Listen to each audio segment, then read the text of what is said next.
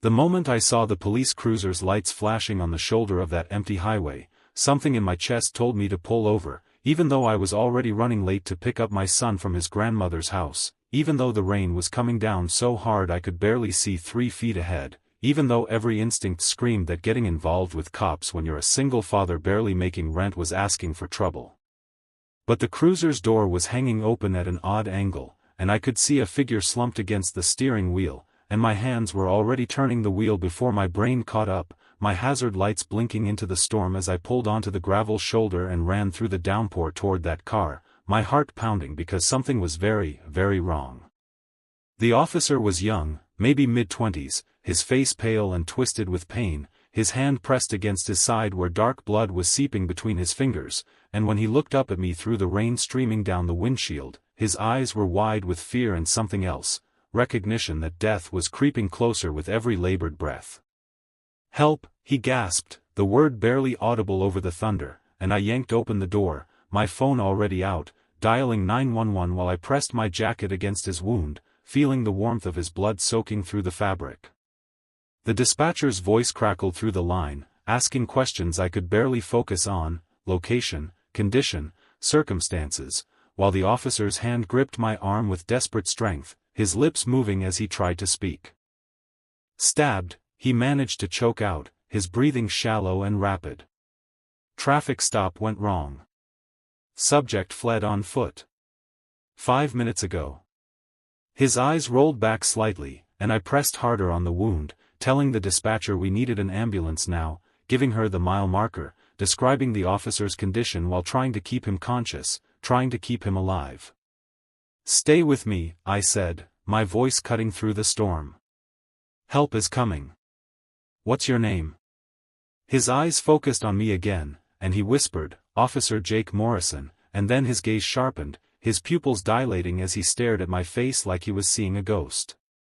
"I know you," he breathed, and suddenly the world seemed to tilt because I was looking at him, really looking at him, and beneath the pain and the blood and the 15 years that had passed, I saw the face of the boy who'd destroyed my life. Jake Morrison. Jake, who'd been the golden child at Lincoln High, the quarterback with the perfect smile and the college scholarship and the future everyone envied, while I'd been the scholarship kid from the wrong side of town, the one who'd worked 2 jobs to help my mom pay bills, the one who'd finally gotten accepted to State University on a full ride that would change everything. Jake Morrison, who'd thrown a party senior year, who'd gotten drunk and stolen his father's car, who'd wrapped it around a telephone pole at 2 in the morning with 3 other kids inside, who'd called me, because he was panicking and I lived 2 blocks away and he thought I could help. I'd been stupid enough to show up, stupid enough to try and help him get those injured kids out of the car before the cops arrived, stupid enough to have my fingerprints all over that vehicle when Jake's father, the mayor, and Jake's lawyer painted me as the driver, as the troubled kid from the poor family who'd corrupted the golden boy, who'd stolen the car and crashed it and tried to pin it on innocent Jake Morrison. My scholarship evaporated overnight. The charges stuck because I couldn't afford a real lawyer, because Jake's family had money and power and connections that reached into every corner of that town, because 3 kids swore they'd seen me behind the wheel even though they'd been unconscious during the crash, because Jake Morrison stood in that courtroom and lied through his perfect teeth while his mother cried and his father promised the judge that Jake would never associate with people like me again. I did 2 years in juvenile detention while Jake went to college, got his degree, became a cop, became the very thing that was supposed to stand for justice, and I came out with a record that followed me everywhere, that kept me from getting decent jobs, that made me fight twice as hard for half as much, that hung over me like a shadow when I became a father and had to explain to my son why we struggled when I'd done everything right except for one night when I tried to help someone who'd betrayed me. And now he was bleeding out in my hands, this man who'd stolen my future, and every cell in my body was screaming at me to walk away, to let karma finally balance the scales, to drive back into that storm and let him face the consequences of a universe that had finally caught up with him. My hands started to lift from the wound, my legs tensing to stand, because why should I save him when he'd left me to drown 15 years ago, when he'd built his life on the ruins of mine, when justice would be letting him feel even a fraction of what he'd put me through. But then I thought about my son, Marcus, 8 years old, smart as hell, kind in ways this world tried to beat out of people, and I thought about the man I wanted to be for him, not the man this world had tried to make me, not the man who'd let bitterness and rage turn him into something hollow and cruel. "I know you know me, Jake," I said quietly, pressing down harder on the wound, watching his eyes widen with the realization that I recognized him too, that I remembered everything. "Lincoln High, class of 2011. The night you called me. The night you ruined my life." His face went even paler, blood draining away as recognition and horror flooded in, and his mouth opened but no words came out. "You're probably thinking I'm going to leave you here," I continued, my voice steady despite the rage vibrating through my bones. "You're probably thinking this is payback, that karma's a bitch, that you deserve whatever happens next." His hand clutched at my wrist, his breathing ragged, terror and guilt warring in his expression. "Please," he gasped. "Please, I have a daughter. She's 3. Please." And there it was, the plea that should have meant everything, that should have triggered compassion, except all I could think about was how I'd had a future too, how I'd had dreams and plans and a mother who'd cried when they took me away, how I'd begged them to believe me and no one had listened. But I also thought about that 3-year-old girl who had no idea her father was a coward and a liar, who loved him the way Marcus loved me, unconditionally and completely, and I knew that whatever Jake Morrison deserved, she didn't deserve to lose her father on a rainy highway because I'd chosen revenge over humanity. So I kept pressure on that wound, kept talking to him, kept him conscious through sheer force of will until I heard the sirens cutting through the storm, saw the ambulance lights painting the rain red and blue, watched the paramedics swarm around us and take over, their practiced hands moving with efficient urgency.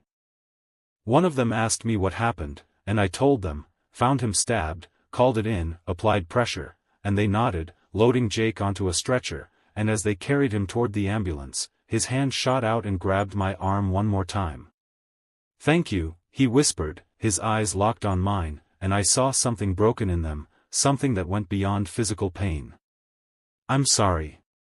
God, I'm so sorry. I've wanted to tell you that for 15 years. I stared at him, this man who'd taken everything from me, and felt nothing, no satisfaction, no forgiveness, just a vast emptiness where rage had lived for so long. "Sorry doesn't give me back what you took," I said flatly, and pulled my arm away, watching them load him into the ambulance and disappear into the storm, leaving me standing there soaked and shaking with adrenaline and something I couldn't quite name. I drove to my son's grandmother's house in silence, the rain finally letting up, the highway opening before me like a dark river, and when Marcus climbed into the car with his backpack and his bright smile, asking why I was late, I told him I'd stopped to help someone who needed it. "Was it scary?" he asked, his eyes wide, and I thought about that question, about what it meant to do the right thing when every part of you wanted to do the wrong thing, about how being a good person wasn't about feeling good, it was about making choices that let you sleep at night. "Yeah," I admitted. "It was scary. But sometimes we have to help people even when it's hard, even when they don't deserve it, because that's what makes us better than our worst moments." 3 days later, a detective showed up at my apartment, this older guy with tired eyes who introduced himself as Detective Williams and asked if we could talk. My stomach dropped because nothing good ever came from cops showing up at my door, and I thought about Jake, about whether he'd woken up and decided to finish what he'd started 15 years ago, to eliminate the one person who knew the truth about that night. But Williams just asked me to sit down, pulled out a notebook, and said, "Officer Morrison wants to make a statement about an incident from 2011. He says you were wrongfully convicted of a crime he committed, that his father and his lawyer conspired to frame you, that he's been carrying this guilt for 15 years and almost dying made him realize he couldn't live with it anymore." The world seemed to stop spinning, the words not quite processing because this couldn't be real, couldn't be happening after all this time. "He's submitted a full confession," Williams continued, his voice carefully neutral. "Detailed account of the accident, his father's involvement in the cover-up, the pressure placed on witnesses to perjure themselves. He's willing to testify, to face charges himself if necessary, to do whatever it takes to clear your name." He paused, studying my face. "He also told me you saved his life even though you had every reason to let him die, that you're a better man than he'll ever be. I sat there trying to breathe, trying to understand what this meant, how the universe had twisted itself into this impossible shape where the man who destroyed me was now handing me back my life piece by piece. What happens now? I asked, my voice rough with emotions I couldn't sort through. Now we reopen your case, Williams said. With Morrison's testimony and the evidence we're gathering about his father's interference, we can get your conviction overturned, your record expunged. It won't be instant, these things take time, bureaucracy, legal processes, but it will happen. He leaned forward slightly. For what it's worth, I've been a cop for 30 years, and I've seen a lot of people make a lot of choices. What you did on that highway, stopping to help someone who destroyed your life, keeping him alive when you could have walked away, that's the kind of character that can't be faked, can't be taught. Morrison's trying to do the right thing now, but you've been doing it all along. 6 months later, I stood in a courtroom, not as a defendant this time, but as a man whose conviction was being formally vacated, whose record was being wiped clean, whose stolen future was being acknowledged even if it couldn't be fully returned. Jake Morrison was there too, thinner now, moving carefully around healing wounds that went deeper than the knife had reached, and when the judge declared my case overturned, my name cleared, my record expunged, Jake approached me in the hallway outside, his daughter holding his hand, her dark eyes curious as she looked up at me. "This is Mr. Daniels," Jake told her softly. "He's the man I told you about, the one who saved Daddy's life." She smiled, shy and sweet, and said, "Thank you for helping my daddy," and I felt something crack inside me, some last piece of armor finally falling away. "I can never make this right," Jake said, his voice low and sincere.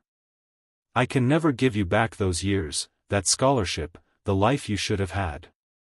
But I'm going to spend the rest of my life trying to be the person you were that night on the highway, the person who does the right thing even when it costs them everything." I looked at him, at this broken man trying to rebuild himself into something honest, and I thought about forgiveness, about whether some debts could ever really be repaid, about what it meant to let go of rage that had defined me for so long. "Just be better," I said finally. "Be better for her, be better for the people you're supposed to serve and protect, be better than the scared kid who threw me away to save himself. That's the only payment I want."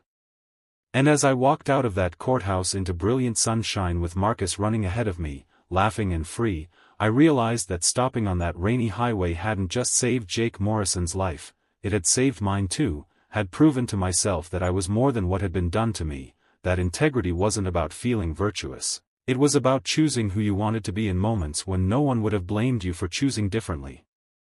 The universe doesn't always balance its scales the way we expect, doesn't always deliver justice in neat packages with satisfying endings, but sometimes, if you hold on to your humanity hard enough, even through years of darkness and injustice, it comes back around in ways you never saw coming, and you realize that the best revenge isn't making someone suffer, it's refusing to let them turn you into someone who would.